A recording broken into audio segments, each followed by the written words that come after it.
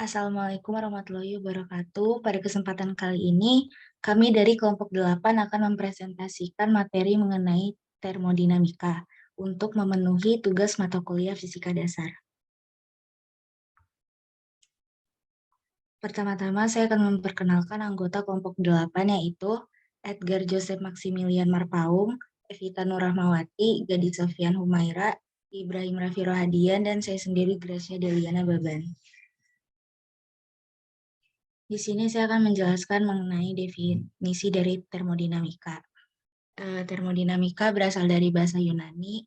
Yang pertama itu termos yang berarti panas dan dynamic yang berarti dinamis atau perubahan. Konsep ilmu termodinamika adalah usaha untuk mengubah kalor menjadi energi, termasuk proses dari aliran energi tersebut dan akibat yang dihasilkan oleh perpindahan energi tersebut. Termodinamika mempelajari tentang panas dan temperatur, termasuk hubungan keduanya pada energi dan gerak.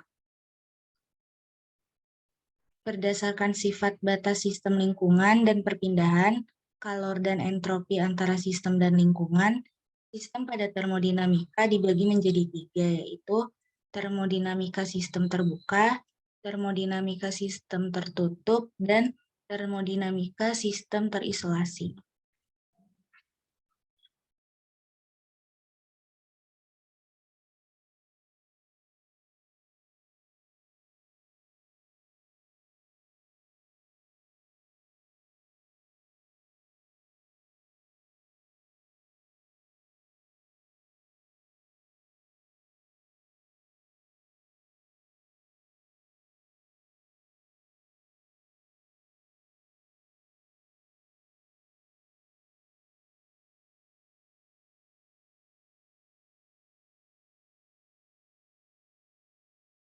Termodinamika terbuka merupakan sistem yang ada atau terjadi karena pertukaran massa dan energi sistem dengan lingkungannya.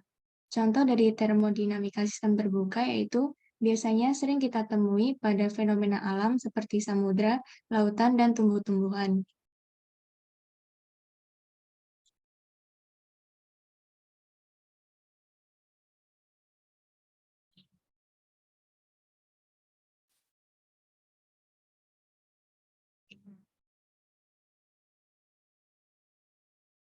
Termodinamika tertutup yaitu adanya pertukaran energi namun tidak terjadi pertukaran massa sistem dengan lingkungannya. Penerapan termodinamika dalam kehidupan sehari-hari sistem tertutup yaitu adalah greenhouse. Karena pada greenhouse terjadi pertukaran kalor namun tidak terjadi pertukaran kerja terhadap lingkungan.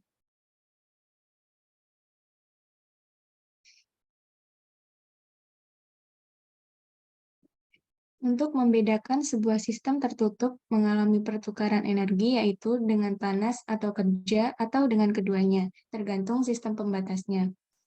Yang pertama yaitu pembatas adiabatik, tidak terjadi atau tidak memperbolehkan pertukaran kalor antara sistem dan lingkungan.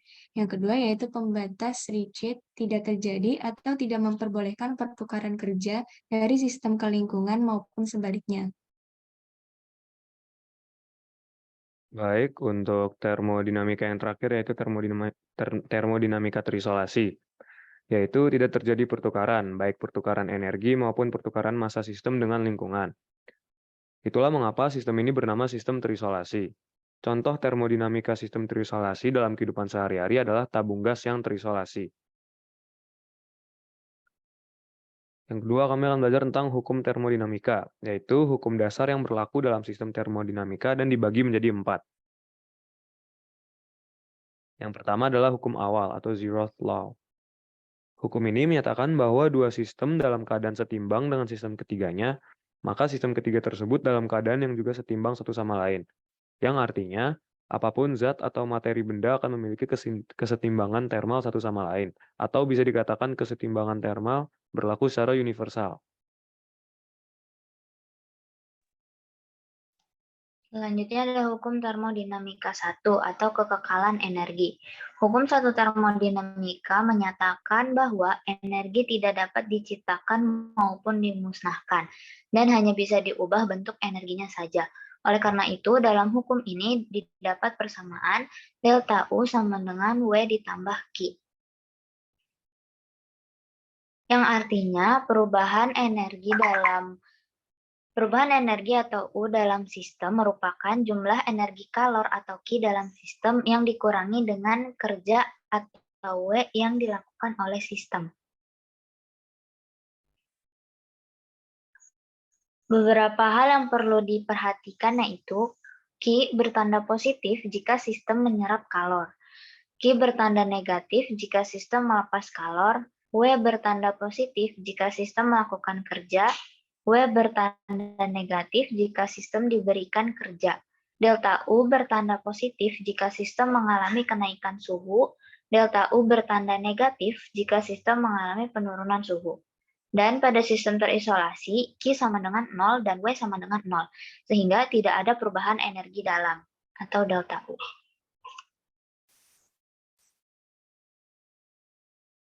Dalam hukum ini ada 4 proses yang terjadi. Yang pertama ada isobarik atau tekanannya konstan. Kemudian isotermik yang suhunya konstan. Ada isohorik juga yang volumenya konstan. Kemudian ada tadi yang sudah disebut juga adiabatik, di mana sistem tersebut diisolasi supaya tidak terjadi pertukaran kalor. Kemudian ada hukum termodinamika 2. Hukum ini menyatakan bahwa pembatasan perubahan energi di mana alur kalor suatu objek dengan sistem memiliki sifat alami, yaitu kalornya mengalir secara alami atau spontan dari benda yang panas atau suhunya tinggi ke benda yang suhunya lebih rendah. Dan sebaliknya, kalor tidak akan mengalir secara alami secara spontan dari daerah yang bersuhu rendah ke suhu tinggi tanpa adanya usaha. Dan ada juga hukum termodinamika 3.